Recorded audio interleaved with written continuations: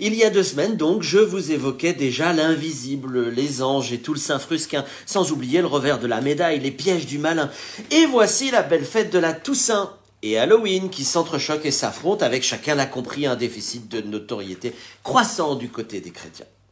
En fait, qu'est-ce qu'on peut reprocher à Halloween? Des enfants qui se déguisent pour réclamer des bonbons bassés gentillets, des ados boutonneux qui jouent à se faire peur en se faisant une soirée film, c'est assez banal, et puis des adultes qui profitent de l'événement régressif pour se lâcher et boire un verre. C'est très commun.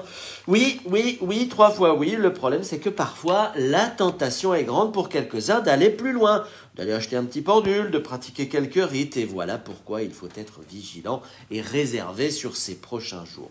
D'ailleurs, c'est le même reproche que l'on peut faire à toute une littérature singulière, les Harry Potter par exemple, toute cette littérature jeunesse ésotérique, les bouquins comme les longs métrages sont plutôt de bonne facture, ils sont sympathiques, bien écrits, haletants parfois, reflétant surtout assez correctement la jeunesse, l'adolescence, puis l'entrée dans l'âge adulte des héros auxquels nos enfants peuvent s'identifier. Mais si l'on creuse un peu, on comprend que certaines formules magiques du roman ne sont pas forcément sorties de nulle part.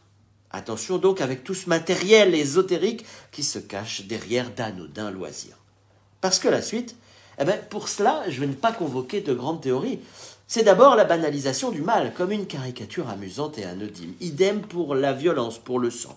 Et l'expression broyer du noir prend tout son sens. Mal-être, dépression, idées macabres, c'est tout un univers obscur qui attend les lecteurs cinéphiles et amateurs assidus d'ésotérisme. Cela devient en général assez obsédant et dangereux. C'est d'ailleurs pas moi qui le dis, c'est le père Hédard, prêtre angevin spécialiste sur le sujet, qui donnait une conférence la semaine dernière à l'ICES en Vendée. Le malin n'a pas de pouvoir en tant que tel. Il jouit et se réjouit de nos peurs et de nos sentiments négatifs.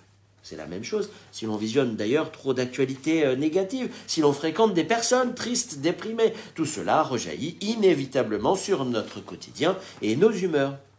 Mais alors comment comprendre la magie blanche, celle qui, de premier abord, fait du bien, apporte des solutions à nos problèmes, les magnétiseurs, les barreurs de feu, etc. Doit-on aller jusqu'à se méfier d'eux? Là encore, le pape François est très clair. Si vous choisissez le Christ, vous ne pouvez pas avoir recours aux magiciens. Dieu ne se rencontre pas au travers de pratiques occultes, mais par la révélation et avec un amour gratuit.